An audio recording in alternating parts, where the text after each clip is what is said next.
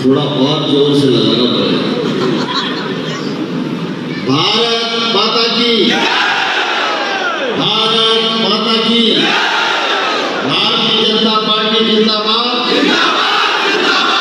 Bharatiya Janata party जिंदाबाद, doctor Shyama Prasad Mukherjee अमर रहे, पंडित दीनदयाल उपाध्याय अमर रहे, अटल बिहारी वाजपेयी जी अमर रहे, कुशाभाऊ ठाकरे अमर रहे, भारत माता की। आज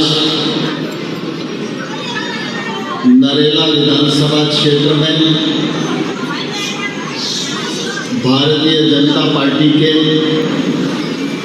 इस विशाल कार्यकर्ता सम्मेलन में हम सब के मध्य उपस्थित भारतीय जनता पार्टी के अध्यक्ष आदरणीय सुनील पचौरी जी, इस कार्यक्रम के मुख्य केंद्र बिंदु आप सबके लोकप्रिय जनसेवक, मध्य प्रदेश सरकार के चिकित्सा शिक्षा मंत्री और मेरे अनुज आदरणीय श्री विश्वास शरण जी,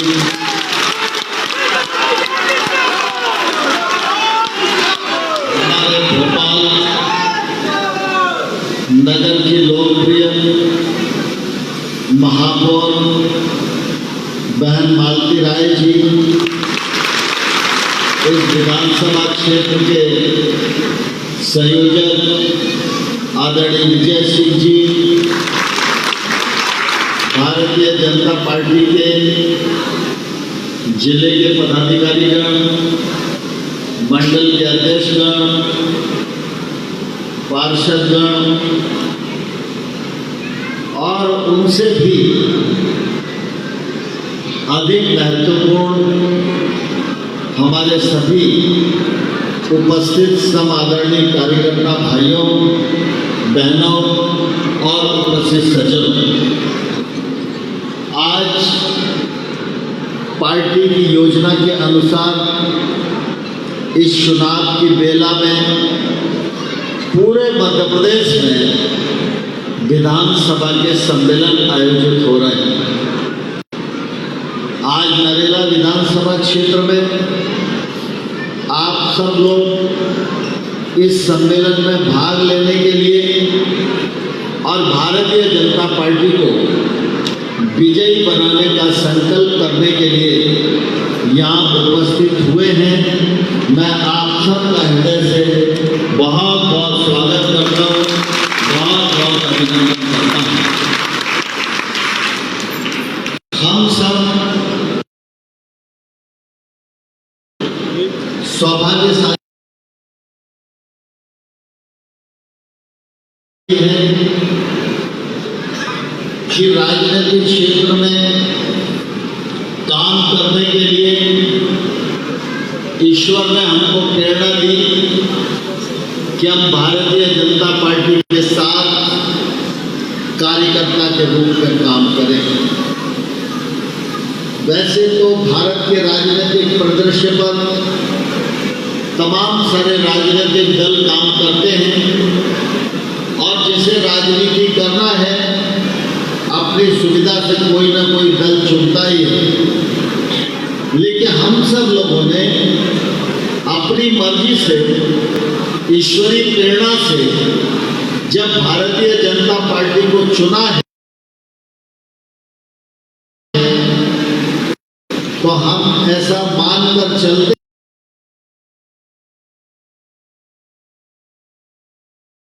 हैं कि प्रभु हमारे हाथों से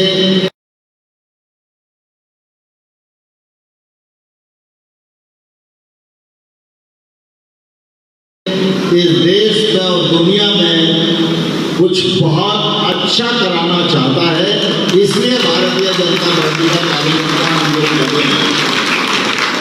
भारतीय जनता पार्टी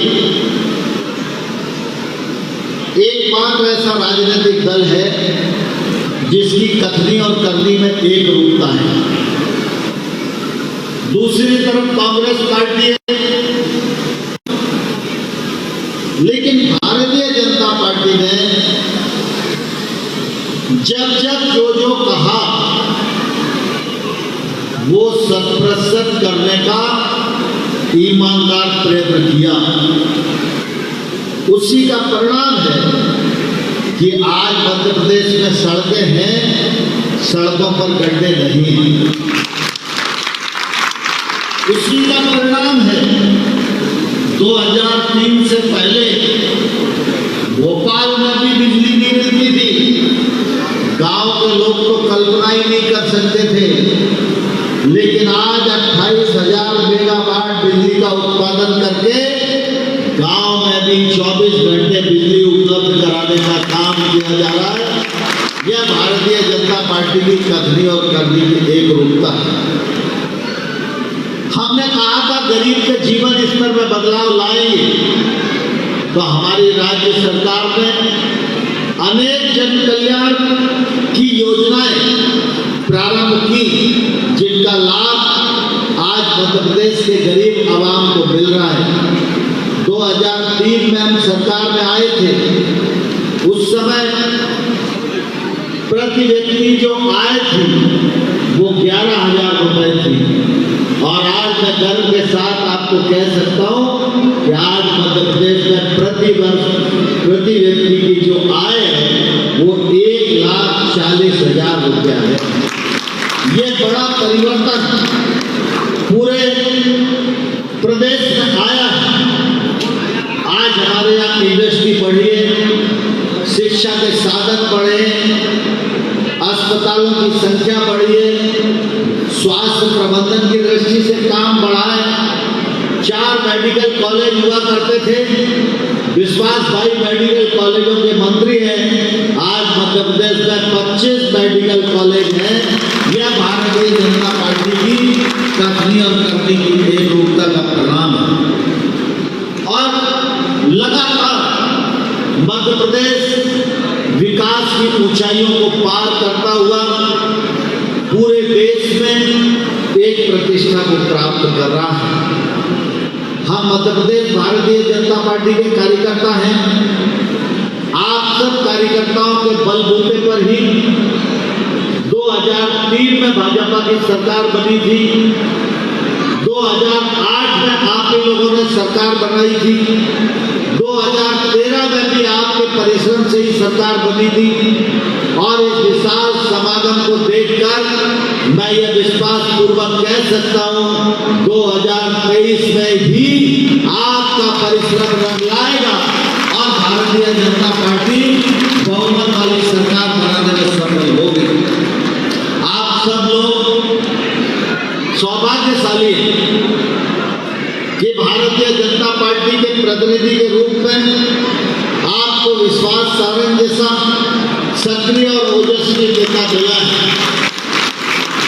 मैं अभी गाड़ी में आते समय विश्वास जी को कह रहा था कि आप तो 24 घंटे कुछ ना कुछ करते ही रहते हैं। तो विश्वास जी कह रहे थे कि भारतीय जनता पार्टी ने जो सिखाया है वही मैं करने की कोशिश कर रहा हूँ। क्षेत्र का विकास हो, क्षेत्र में जन कल्याण के काम हो, जनता से संवाद और संपर्क हो, जनता का राजनीतिक, आर्थिक, सामाजिक, आध्यात्मिक विकास का मामला हो, हर क्षेत्र में विश्वास सारंग जी आपके साथ कंधे से कंधा मिलाकर काम कर रहे हैं। यह क्षेत्र में बहुत ही प्रसन्नता की बात है। पिछले बार में नरेला विधानसभा का सम्मेलन था, मैं आया था और विश्वास भाई कह रहे थे कि पिछले बार आप आए थे तो हम जीते और इस बार भी आप आए हो तो हम जीतेंगे। लेकिन मैं आप सब कार्यकर्ता मित्रों से कहना चाहता हूँ कि पिछले बार मैं आया था तो मैंने कहा था कि हम नरेला जीते, लेकिन इस बार जब मैं आया हूँ तब मैं आपको कहना चाहता हूँ कि नरेला के कार्यकर्ताओं का योगदान मध्य प्रदेश भर में भारतीय जनता पार्टी को जिताने के लिए, और इसलिए आज इतनी बड़ी संख्या में हम कार्यकर्ता के रूप में आप बैठे हैं।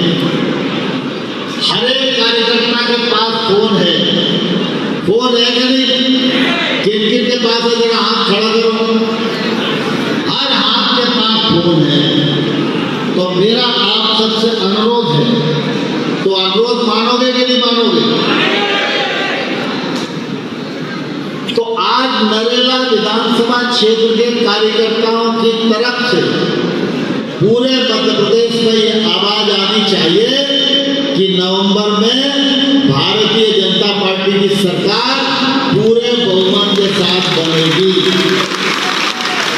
और इसके लिए मैं बहुत बड़ा काम नहीं देता। अभी सम्मेलन पूरा होगा, आपका सुस्वादु भोजन होगा और भोजन के बाद आप लोग अपने घर जाओगे। तो आज आप सब लोगों को 5 फोन भोपाल में, जो लोग भारतीय जनता पार्टी के नहीं है लेकिन आपके रिश्तेदार हैं, दोस्त हैं, जान पहचान वाले, और 5 फोन मध्य प्रदेश भर में किसी भी जिले में जो आपके संबंधित लोग हों, तो ऐसे शाम तक 10 फोन करके हम सब लोगों को ये कहना है कि आगाज हो गया है, भारतीय जनता पार्टी के लिए लग जाओ और 2023 में सब लोग मिलकर सरकार बनाओ। 10 फोन करेंगे सब लोग, पक्का विश्वास भाई को रिपोर्ट देंगे। दूसरा, मैं आप सब लोगों को एक आग्रह करना चाहता हूं। सामान्य तौर पर जब हम राजनीतिक दल में काम करते हैं तो हम लोगों के मन में एक ही बात रहती है कि चुनाव लड़े और चुनाव जीते। लोकतंत्र है तो चुनाव होगा ही, और चुनाव होगा तो लड़ा जाएगा, और लड़ा जाएगा तो जीतने के लिए ही लड़ा जाएगा। और जीतेंगे तो सरकार में आएंगे, और सरकार में आएंगे तो सरकार रूपी साधन का इस्तेमाल करेगी। लेकिन आप सब जानते हैं कि हम अपने पार्टी के कार्यक्रम में डॉक्टर श्यामा प्रसाद मुखर्जी और पंडित दीनदयाल उपाध्याय जी का चित्र लगाते हैं। पंडित दीनदयाल उपाध्याय जी हमेशा कहा करते थे कि सत्ता हमारे लिए साध्य नहीं है, सत्ता हमारे लिए साधन है। क्योंकि लोकतंत्र में इसी साधन का इस्तेमाल करके आप लाडली बहना योजना बना सकते हो, इसी साधन का इस्तेमाल करके आप लाडली लक्ष्मी बना सकते हो। यही साधन आपको शमशान और कब्रिस्तान बनाने का अधिकार देता है, यही साधन आपको सड़क पुल पुलिया बनाने का अधिकार देता है, यही साधन आपको अस्पताल और शिक्षालय खोलने का रास्ता प्रशस्त करता है। तो स्वाभाविक रूप से सरकार तो हमें चाहिए, लेकिन सरकार हमारे सर पर चढ़कर बोलना नहीं चाहिए। सरकार की पावर जब सर पर चढ़कर बोलती है तो जिस उद्देश्य के लिए भारतीय जनता पार्टी बनी है वह उद्देश्य कमजोर हो जाता है। उद्देश्य क्या है? उद्देश्य सिर्फ चुनाव नहीं, उद्देश्य सिर्फ सत्ता भी नहीं। हम अगर भारतीय जनता और भारतीय जनता पार्टी के रूप में राजनीतिक क्षेत्र में काम करने वाले कार्यकर्ता हैं तो हम डॉक्टर श्यामा प्रसाद मुखर्जी और पंडित दीनदयाल उपाध्याय ने जो स्वप्न देखा था उस स्वप्न को साकार करने के लिए राजनीतिक क्षेत्र में काम कर रहे हैं। और जब पंडित जी कहते थे कि सत्ता मंजिल नहीं है तो फिर मंजिल क्या है? तो वो मंजिल है भारत माता को परम वैभव के शिखर पर पहुंचाना, भारत को फिर वैश्विक पटल पर विश्व गुरु के रूप में स्थापित करना। आज से 15 साल पहले हम विश्व गुरु बन जाएंगे इसकी कल्पना कोई नहीं करता था, क्योंकि भारत उससे पहले दुनिया से मांगने वाला ही देश रहा है। लेकिन आपने मोदी जी के नेतृत्व में अनुभव किया होगा कि 9 वर्षों में हमारा कोई भी मंत्री, प्रधानमंत्री दुनिया के किसी देश में झोली लेकर मांगने के लिए नहीं गया। आज भारतवासियों की ताकत और नरेंद्र मोदी की कार्यकुशलता, उसका परिणाम यह दिखाई देता है कि पूरी दुनिया को कुछ न कुछ देने वाली ताकत भारत के भीतर आ गई है। और आज हम देने वाले देश बन गए, चाहे वो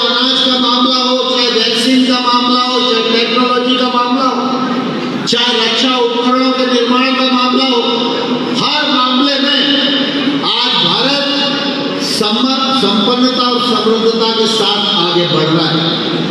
अभी आजादी का अमृत महोत्सव मनाया गया। प्रधानमंत्री जी ने कहा था ये आजादी का अमृत महोत्सव सांस्कृतिक कार्यक्रमों का कार्यक्रम नहीं है।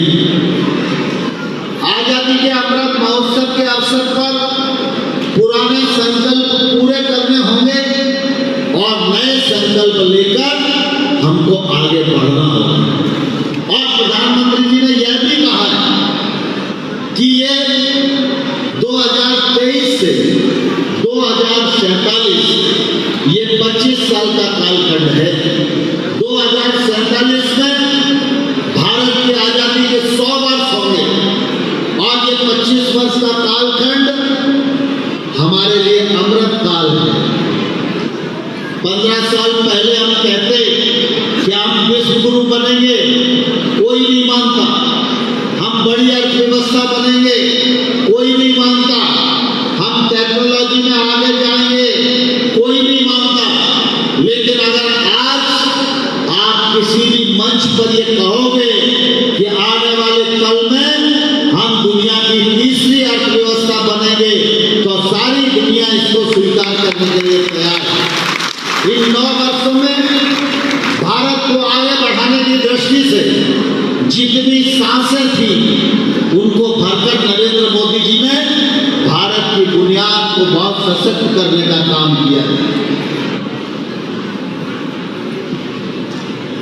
सशक्त करने का काम किया है और इसीलिए मोदी जी लगातार इस बात का आग्रह करते रहते हैं कि हम सब लोगों को अब इस तरह से आगे बढ़ना है जिससे कि आने वाले 2047 में यह भारत विकसित भारत के रूप में तब्दील हो। स्वामी विवेकानंद जी कहा करते थे कि 21वीं सदी भारत की सदी होगी। हम 21वीं सदी में चल रहे हैं। स्वामी विवेकानंद जी ने जब जो कहा वो अपने आप में सत्य निकला। आप सब लोगों को मालूम है कि स्वामी विवेकानंद जी शिकागो में धर्म सभा में भाषण देने के लिए गए थे और उस समय वो तमाम सारे देशों की यात्रा करके भारत लौटे। अब कोई भी आदमी अगर विदेश से भारत आता है तो स्वाभाविक रूप से उसका स्वागत सत्कार होता है। और जब उससे पूछो कि भाई आप बताओ कैसा महसूस किया, तो क्या बोलता है आदमी? अरे भाई विदेश में गए थे, सड़क बड़ी अच्छी थी, उनका तो टॉयलेट बहुत साफ था, उनके यहाँ तो ये चीज अच्छी थी, उनके यहाँ तो ये चीज अच्छी थी, ऐसे ही बोलता है। लेकिन स्वामी विवेकानंद जी विदेश से लौट के आए और कलकत्ता के हवाई अड्डे पर उतरे। उतरने के बाद उन्होंने स्वागत की चिंता नहीं की। उतरने के तत्काल बाद वो मिट्टी में लौटने लगे और उन्होंने कहा कि मैं विदेश में इतने दिन रह के आया हूं, अपनी माटी से दूर रहा हूं, इसलिए इस धरती माता में लौटकर मैं अपने आप को शुद्ध करने का प्रयास करूं। और जब उनका व्याख्यान हुआ तो उन्होंने ये नहीं बताया कि वहां उन्होंने अच्छा क्या देखा। थोड़ा सा धर्म की बात करी और वो साल 1937 का था। उन्होंने ये भी आह्वान किया कि मैं दुनिया में घूमकर देख कर आ रहा हूं, लोग भारत को आजाद देखना चाहते हैं, लेकिन भारत को आजाद कराना है तो भारत के नौजवानों 10 साल कमर कस के आंदोलन में जुट जाओ। जैसे ही 10 साल पूरे होंगे भारत को आजादी मिल जाएगी। ये 1937 में उनका कलकत्ता में भाषण था। 1947 में देश आजाद हो गया। उन्हीं विवेकानंद जी ने कहा था कि 21वीं सदी भारत की सदी होगी। और आज हम सारे वैश्विक परिदृश्य को अगर हम देखें तो हमारे ध्यान में आएगा कि आज वो समय हमारे नजदीक है और इसलिए लिए मैं आप सब लोगों को कहना चाहता हूं कि आज का ये विधानसभा का चुनाव सिर्फ मध्य प्रदेश के सरकार बनाने तक सीमित नहीं है। मध्य प्रदेश में भारतीय जनता पार्टी सरकार बनाती है तो ये लोकतंत्र में जन कल्याण का एक साधन हमें प्राप्त होता है।